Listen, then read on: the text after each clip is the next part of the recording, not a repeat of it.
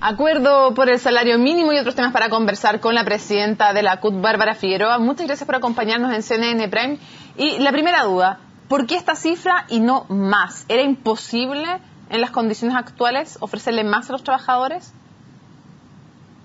Yo creo que nunca es imposible ofrecerle más a los trabajadores y evidentemente que si uno tuviera que establecer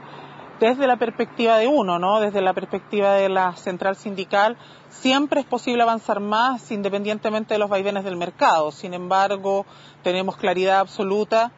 de que la posición del gobierno en torno a la desaceleración es un elemento que a ellos les ha pesado sustantivamente y por eso, para ya de una vez por todas ir despejando este debate de salario mínimo solo en torno al reajuste salarial y sin consideración más que de los criterios económicos, es que hemos llegado como parte de este acuerdo a establecer la comisión salarial que de aquí a enero del 2016 le proponga a Chile, no solamente a los trabajadores, sino que a Chile entero, un mecanismo nuevo para establecer una política salarial donde lo establecido en el convenio 131 de la OIT se armonice de justa medida, es decir, los criterios económicos por un lado, pero también por otro aquellos que tienen que ver con el costo de vida y la calidad de vida de los trabajadores, que ha sido el factor olvidado en gran parte de las negociaciones hasta ahora. Ahora, en lo inmediato es un sueldo mínimo de 225.000 pesos, en lo inmediato sabemos que hay luego un escalonamiento este enero de 2016, que significa un aumento real, considerando el IPC, de menos de 4.000 pesos al mes.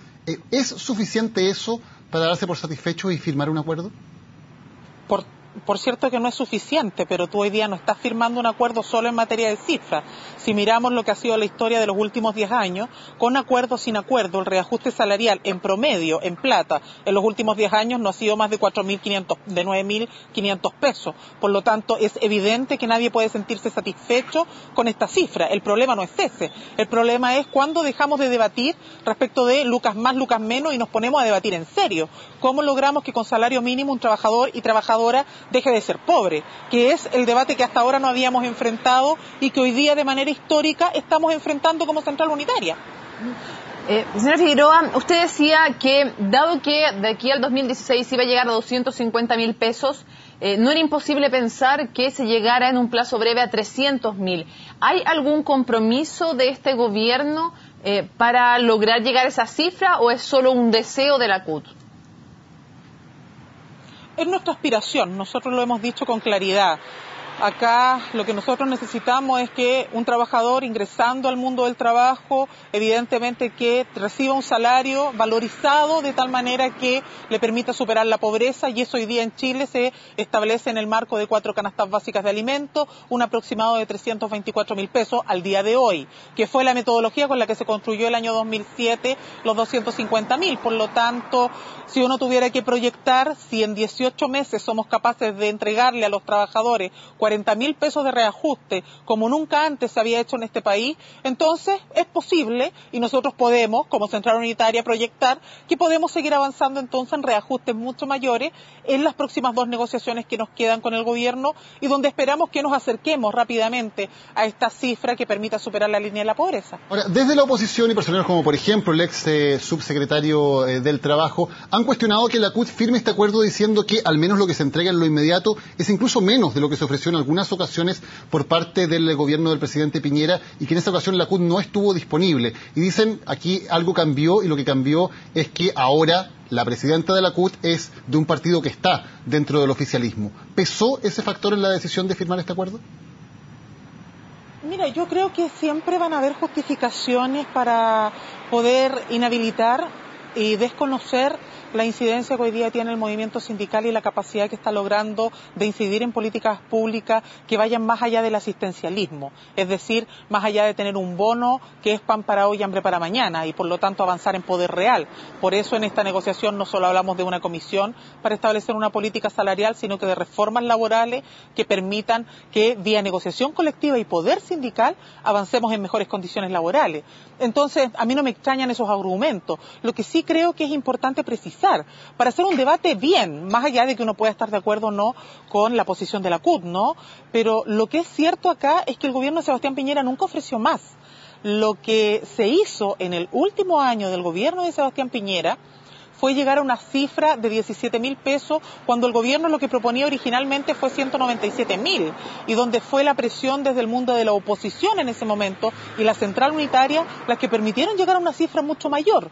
Y eso significó además, quiero decirles, porque a veces se le olvida al gobierno anterior señalarlo, que los trabajadores se vieran afectados con un mes menos de reajuste, porque producto de la intransigencia del Ejecutivo del año pasado, terminamos definiendo un salario mínimo por sobre los 200.000 pesos, cosa que ellos siempre dijeron era imposible, producto de la economía reinante, y eso significó que ese reajuste finalmente empezó a operar del 1 de agosto y no del 1 de julio como históricamente estaba establecido. Por lo tanto, cuando aquí se habla de que hay una voluntad distinta por parte de la central hoy día, yo quiero decir que la central unitaria tiene un objetivo fundamental, que es defender los intereses de los trabajadores, y para eso queremos más poder sindical, no solo reajustes salariales, queremos tener la posibilidad de negociar colectivamente sin que los sindicatos sean perseguidos para que aquí se nos pague incluso más que lo que el salario mínimo establece si es que una empresa